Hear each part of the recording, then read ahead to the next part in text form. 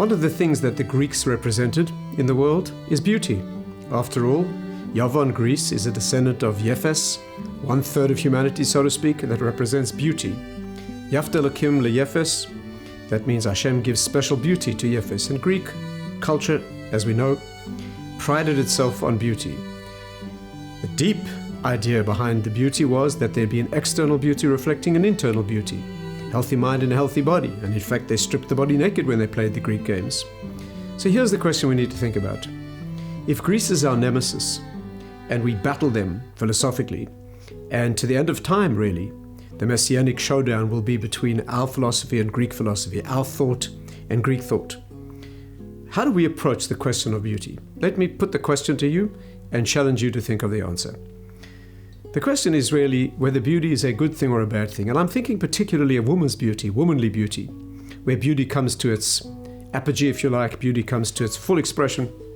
And the question is that in Torah we see that the great women of Torah are praised for their beauty. Sarah Imenu, Sarah, is praised for her luminous beauty. The Talmud says, the Gemara says that her beauty was an echo of the beauty of Eve.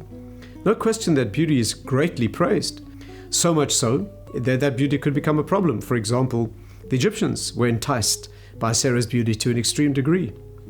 And so the question is, first question is, why would the Torah point out to us its great woman's beauty? Surely the Torah is a spiritual document, a document of spiritual teaching. Why is it important that there was external beauty? I would think that spirituality should look down on external beauty, at the very least should ignore it. Furthermore, we have a man in Torah described with terms usually reserved for feminine beauty, and that's Joseph. Why is that important? If it's important for a woman to manifest womanly beauty, the question we must ask is, why is it important for Yosef, for a man, for the Torah to describe him as having exquisite beauty? So that's part one of the question. But the deeper part of the question is that the same Torah that praises womanly beauty also seems to be very negative about womanly beauty.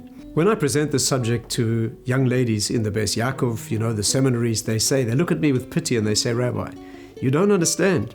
The Torah is not talking about physical beauty, it's talking about spiritual beauty. Now that's clearly wrong. And then the reason we know it's wrong is because the Egyptians were tempted by Sarah.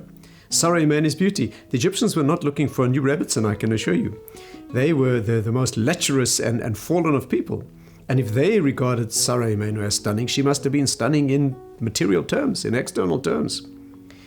Furthermore, there's a section in the Talmud that makes it clear that external beauty is extremely to be looked down upon.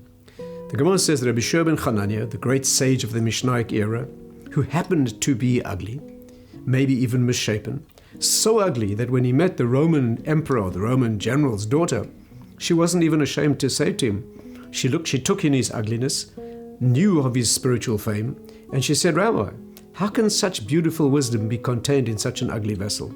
So as a Roman woman speaking out the philosophy, if you like, the aesthetic philosophy of Greece, she asks that question, Rabbi, how can you have such great wisdom in such an external ugly vessel? He said to her, what does your father keep his wine in? She said, like everyone, he keeps his wine in clay vessels, glazed clay jars. He said, but surely wine of a king should be kept in gold and silver. She thought that was a good idea. She went home and had her father's wine in the wine cellars, all poured into gold and silver vessels. Well, you know what happens when you put alcohol into metal? The alcohol leaches out the metal and it all goes bad, and the wine was ruined. So when the wine was served at the Caesar's table, he said, what's going on? She said, the Jew told me to do this. Caesar called in Rabbi Shua ben Chananya and said, Rabbi, what's going on? He said, I only answered your daughter in her own terms. I showed her that when the external makes much of itself, it ruins the internal. When the vessel makes its own statement, it damages the content. And therefore the two cannot live in harmony. Now the young lady was not impressed by that answer. She said, but Rabbi, I know rabbis who are very, very good looking and very wise as well. You are telling me that you need to be ugly to be wise? I don't accept that you need to be ugly to be wise. He said, yes, but had they been ugly, they would have been wiser. Now we have a very serious conflict. On the one hand, the Torah praises womanly beauty, and the greatest women in Jewish history were beautiful. On the other hand, the Torah tells us that external beauty is severely to be repressed and to be denigrated and looked down upon. That is a serious challenge. I leave you to think about it. For those who cannot or do not come up with an answer, in my book, my recent book, As Dawn Ends the Night, there's a long extended section on this. And if you read that, you'll find an extended discussion and a suggested resolution from Rav Moshe Shapiro on this question. I leave you to think about that. Have a wonderful Chanukah. After all, Chanukah is the festival of the oral law, which means thinking for yourself. And here's an opportunity to think about this fundamental question in Torah. I wish you a wonderful Chanukah.